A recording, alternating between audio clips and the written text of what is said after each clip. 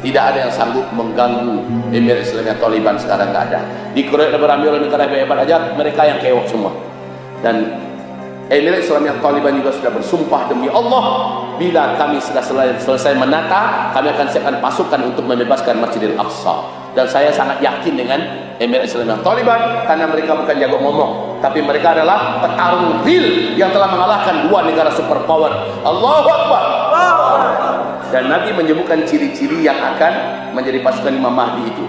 Mereka jangkung-jangkung, mereka kurus-kurus, pakaian mereka begini, sorban mereka begini, mereka memiliki hati sekuat gunung, dan mereka tidak pernah dikalahkan, mereka selalu mengalahkan, dan mereka berbendera hitam bertuliskan La ilaha Muhammad Rasul. Dan itu ada pada ini Turki. Bisa jadi Turki nanti gabung dengan mereka, Hamas gabung dengan mereka, mereka bergabung dengan Turki, mereka bergabung dengan Hamas. Allahu a'lam. Cuma saya yakin sekali bahwa syarat Palestina dibebaskan adalah ketika Baitul Maqdis dijajah kembali. Saat itu kalian akan membebaskannya, kata Rasulullah. Dan 2018 penjahat yang bernama Donald Bebek dari Amerika Serikat. Setuju Donald Bebek? Ya, jangan Donald Trump dah, Donald Bebek. Dengan sombong mengklaim bahwa Yerusalem adalah ibu kotanya Israel. Lalu 123 negara dipimpin oleh Turki menyatakan penolakan dan kemarahan. Nah, peduli si Donald Bebek ini. Dia teruskan, bahkan dipindahkannya kedutaan besar Amerika Serikat yang ada di Israel, di Tel Aviv, dipindahkannya ke Yerusalem. Sejak itu resmi Baitul Maqdis Yerusalem dikuasai kembali oleh musuh. Dan disinilah dia nanti, kamu akan bebaskan Baitul Maqdis di akhir zaman, lalu Palestina akan mengumumkan berdirinya Khilafah Islamiyah. Ternyata Khilafah Islamiyah itu nanti di Palestina berdirinya, bukan di Jakarta. Apalagi 9. Kenapa orang Jakarta mencak-mencak? Kenapa orang-orang Indonesia yang sekuler takut-takut? Khilafah ancaman Pancasila, ancaman terhadap NKRI, ancaman moyangmu. Ini nggak ada takutnya apa, nggak ada bahayanya apa-apa. Justru kata Rasulullah dan Allah sendiri berfirman, wujudnya khilafah Islamiyah akan mewujudkan kedamaian paling sempurna di muka bumi. Bayangkan Pak, penjara aja kosong, saking baiknya dunia ketika itu. Tidak ada satu binatang buas di hutan yang mau mencelakai siapa saja. Bahkan serigala, rombongan serigala berjumpa dengan domba yang tercecer, mereka akan giring domba itu bergabung kembali dengan komunitasnya, lalu serigala kembali ke tengah hutan. Saking damainya hidup di fase kelima. Harta kekayaan yang ada di muka bumi muncul ke permukaan, sehingga orang tidak perlu pakai tambang-tambang lagi. Orang mengambil dengan mudah. Semua orang kaya, zakat tidak akan ada lagi yang menerima. Jangankan zakat, hadiah emas 2 genggam telapak tangan dikasih. Orang beriman mengasih kepada tetangganya. Semua tetangga menolak, dan tetangga berkata, aku telah banyak memiliki di rumahku dan aku tidak membutuhkannya. Engkau adalah tetanggaku yang soleh dan beriman. Itu semua terjadi pada fase kelima. Lalu apa yang ditakutkan dari fase kelima ini? Tidak ada. Jadi kaum muslimin, ayo, sekarang berapa lama sih dari start ke finish? Berapa lama dari start ke finish? Ini yang perlu kita ketahui. Bismillah. Kaum muslimin, start, finish. Hanya saja hadis yang menceritakan ini bukanlah hadis yang sahih, tetapi dia masuk dalam hadis ahad.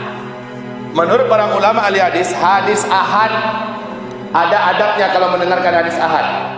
Adab yang pertama, hadis ahad tidak boleh dijadikan sebagai pijakan keyakinan, akidah. Yang kedua, hadis ahad tidak bisa dijadikan sebagai dalil untuk urusan usuluddin. Yang ketiga, hadis ahad ketika bertentangan dengan hadis yang lebih kuat di atasnya langsung diabaikan. Keempat, hadis ahad ketika dia bertentangan dengan hadis yang keempat, hadis ahad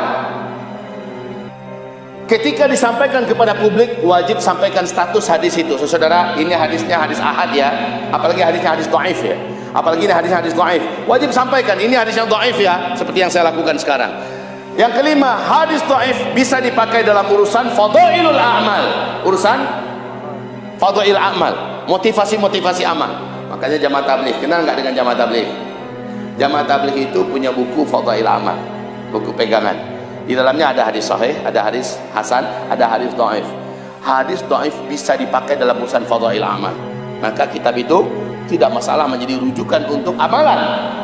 Yang keenam, hadis dhaif masih perkataan Rasulullah. Ini kesepakatan para ulama ahli hadis, masih perkataan Rasulullah. Maka siapa saja yang mengejek, menghina, melecehkan hadis dhaif, pada hakikatnya dia mengejek dan menghina Rasulullah sallallahu alaihi wasallam. Jadi perkataan Rasulullah tetap lebih dimuliakan daripada perkataan kiai, ustaz, dai, habib, buya, ulama. Perkataan Rasulullah walaupun hadis yang dhaif. Kenapa hadis dhaif masih perkataan Rasulullah?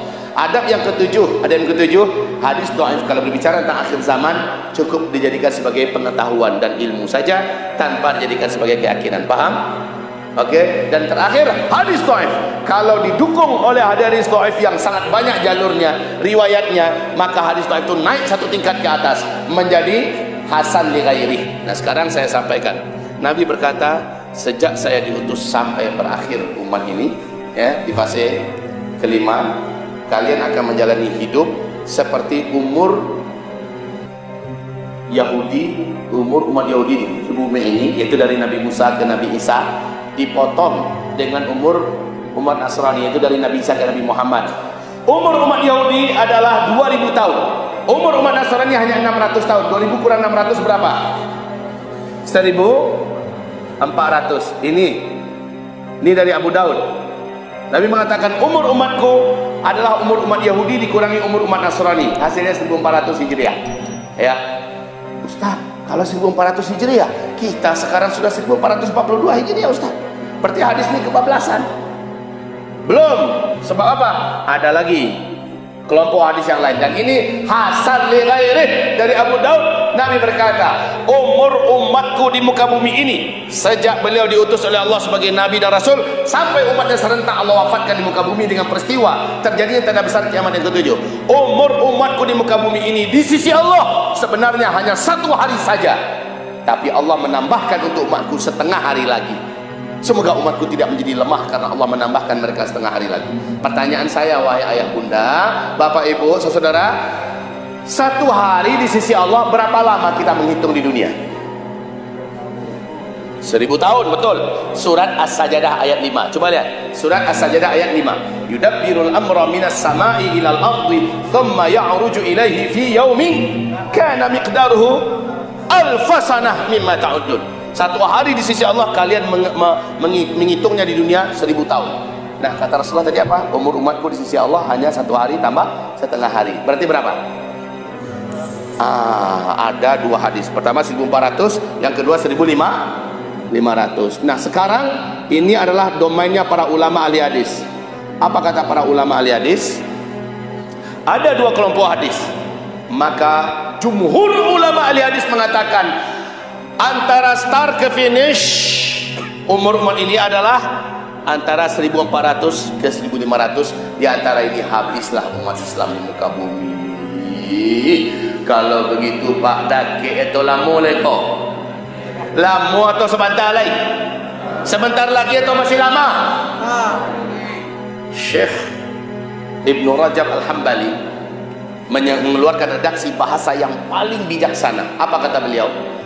Umur umat Nabi Muhammad ini dari sejak start ke finish loh ya, lebih dari 1400 Hijriah, tapi takkan lewat dari 1500 Hijriah, takkan lewat dari 1500 Hijriah. Bayangkan itu, berapa lama lagi cuma tersisa di depan kita, sebentar lagi.